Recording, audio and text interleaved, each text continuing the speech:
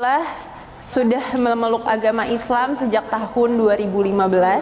Agama sebelum saya adalah Kristen Protestan, dan alhamdulillah hari ini kali sendirian aja untuk menceritakan tentang perjalanan bagaimana saya sebelum masuk Islam hingga hari ini. Alhamdulillah saya ada di agama yang Allah ridhoi ini. Ya baik, alhamdulillah saya waktu itu pada saat itu saya masuk Islam itu di umur saya masih 15 tahun. Jadi pada saat itu saya masuk Islam itu waktu saya umur 15 tahun. Itu saya masih kelas 3 SMP. Terbilang masih sangat anak-anak dan terbilang masih sangat muda. Jadi kalau ditanya dulu di agama sebelumnya kayak gimana, ya dibilang taat, ya selayaknya orang beragama pada umumnya lah kayak gitu. Jadi saya menjalankan rutinitas yang dilakukan oleh agama sebelumnya begitu.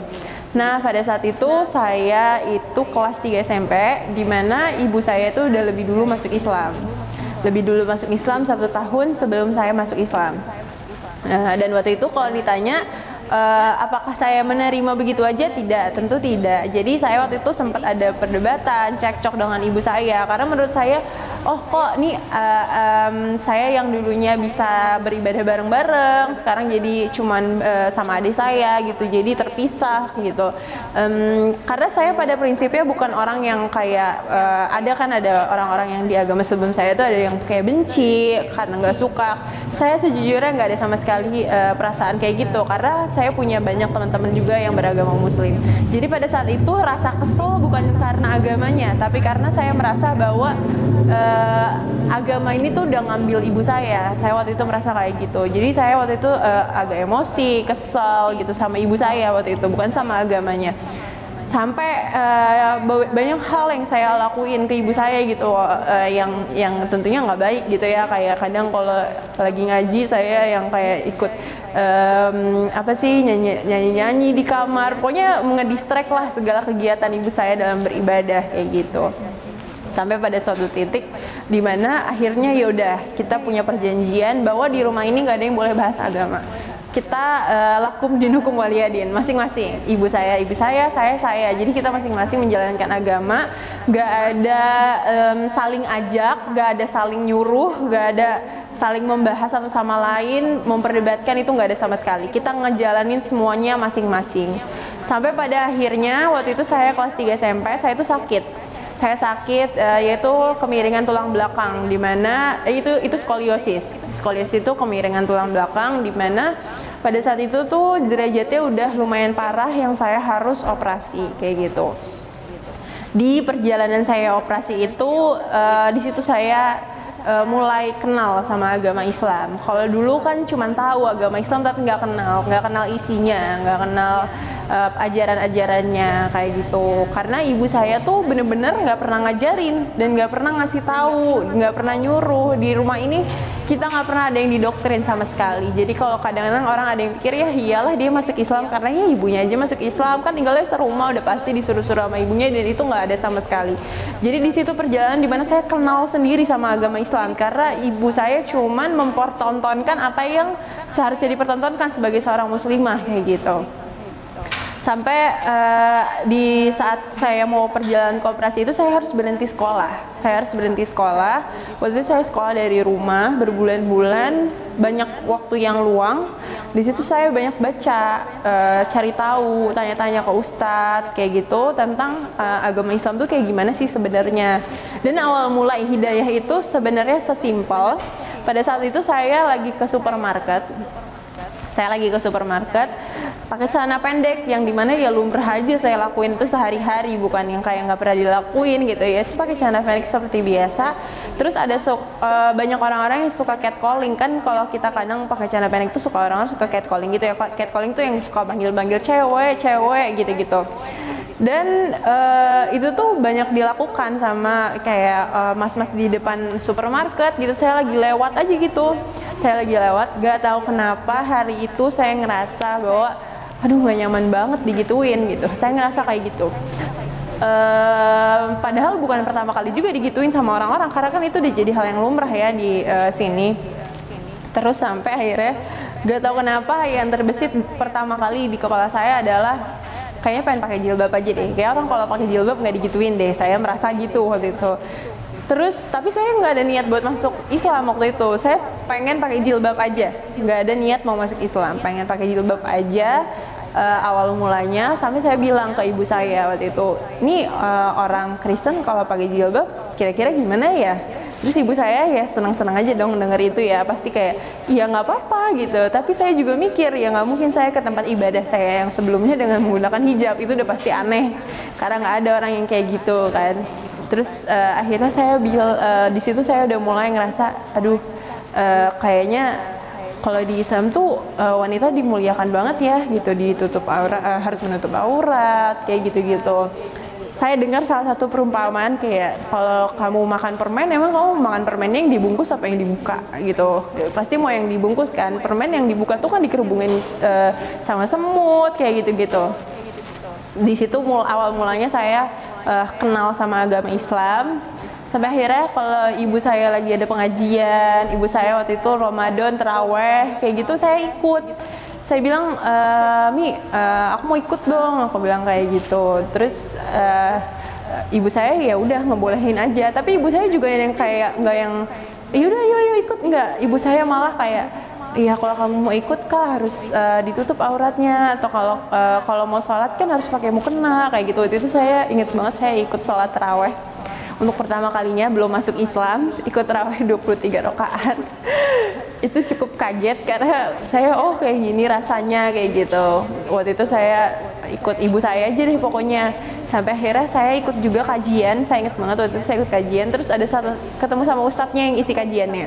Ustadznya bilang gini, ini udah setelah kejadian di catcalling. Jadi saya semakin merasa tertampar gitu ya. Ustadznya cuma bilang gini, umur berapa gitu. Saya bilang waktu itu 14 tahun gitu. Terus habis itu kata ustadznya, udah balik, udah menstruasi, udah. Terus ditutup dong auratnya kayak gitu. Ustadznya bahkan nggak tahu kalau saya Kristen pada saat itu. Ustadznya nggak tahu dan beliau bilang gitu, ditutup dong auratnya. Terus saya nggak sama sekali menjelaskan bahwa saya non muslim, jadi saya cuma senyum aja bilang iya saya gitu, iya nanti. Saya cuma iya aja sampai akhirnya dengan ustadz yang sama pula saya tanya-tanya tentang Islam. Di situ saya mulai tanya, saya cari tahu Islam tuh apa, di mana kedudukan Yesus di Islam tuh apa kayak gitu-gitu. Sampai Ustadznya cuma bilang gini, beliau namanya Ustadz Dodi Al-Jambari. Kita akrabnya, keluarga kita panggilnya Ude. Waktu itu Ude bilang kayak gini, di Islam ini bukan berarti kamu nggak mengimani Yesus, dia bilang kayak gitu. Cuman beda aja, kedudukan Yesus di Islam itu bukan sebagai Tuhan, tapi sebagai Nabi.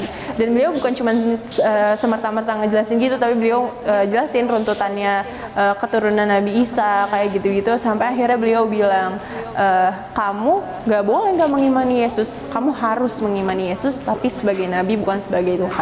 Di situ beliau juga ngejelasin tentang kedudukan Tuhan di Islam. Kalau di Islam tuh nggak ada Trinitas.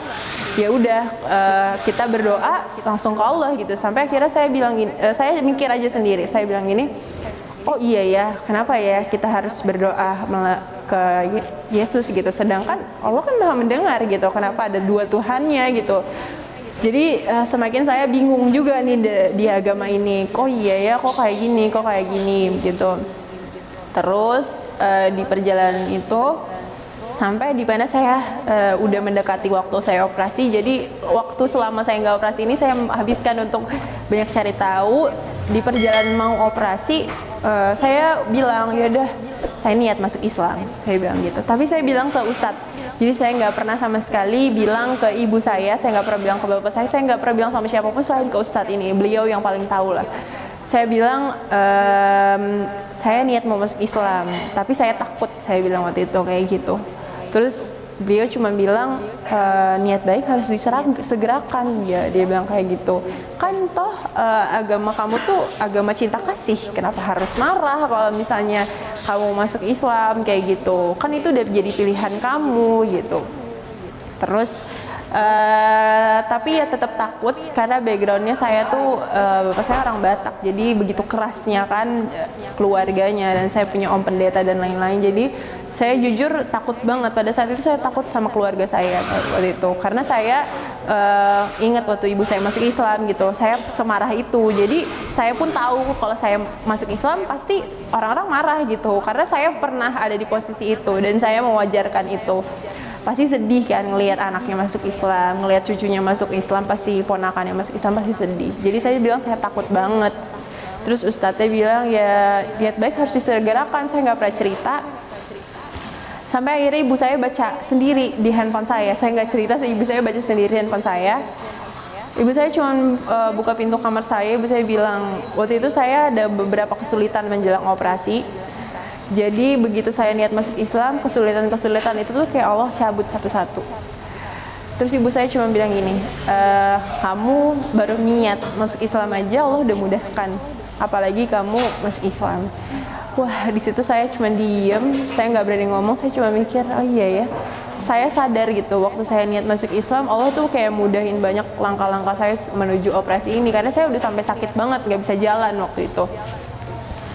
Dan akhirnya sampai saya mau mendekati operasi, dibuatin pengajian di rumah ini, pengajian menuju operasi gitu. Terus ada salah satu jamaah beliau datang yang udah 2 tahun gak ketemu sama beliau. Ini salah satu cerita yang paling saya inget.